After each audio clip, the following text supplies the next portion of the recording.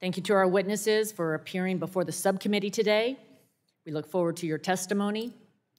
Affordable, reliable energy is foundational to everything that we do. It's key for our national security and for the prosperity of American families, businesses, and communities.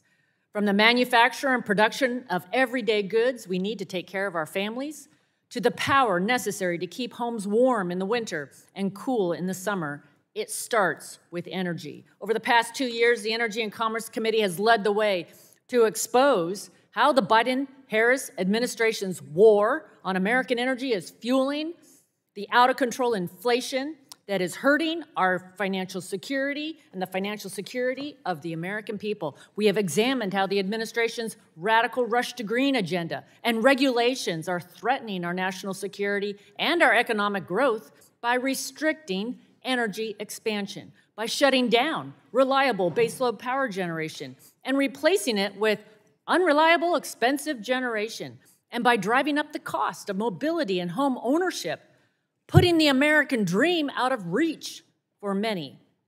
We've also examined how the radical Biden-Harris EPA has set new emission standards at levels that will make it nearly impossible to permit the expansion or building of new manufacturing in most of the country, crushing good-paying jobs and further driving up the cost of our goods. This administration's war on American energy impacts every aspect of our lives, and hardworking Americans are facing the consequences every day, from the gas pump to the grocery store.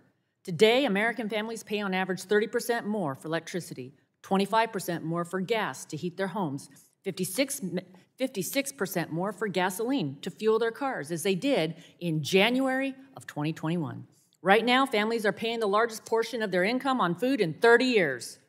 I recently read about a mom living in North Carolina who said, quote, "Sometimes I have to choose whether I'm going to pay the light bill or do I pay all the rent or buy food or not let my son do a sport."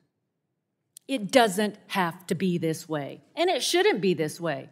In my home state of Washington, the average family is paying over $1,000 more per month, $1,066 in fact, on average than they did in January 2021 for the same goods and services, and that's according to the Joint Economic Committee. That adds up to more than $27,000 in additional spending due to inflation since the start of the Biden-Harris administration. In California, it's even worse. On average, households have spent $35,000 more since this administration took over. And in spite of all of this, the Biden-Harris administration has doubled down on its radical policies. Today, we will focus on how the administration's rush to green energy policies contribute to the high cost Americans face every day across the board and the resulting consequences on families and businesses.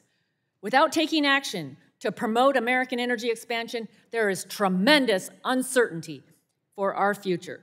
While the United States has regained its leadership in oil and gas production, thanks to the pro-American energy policies of the previous administration, current restrictions led by the Biden-Harris administration on future energy production jeopardizes this success. The administration's increased taxes, increased regulations, limits on drilling puts us on a path not to be able to meet America's growing needs.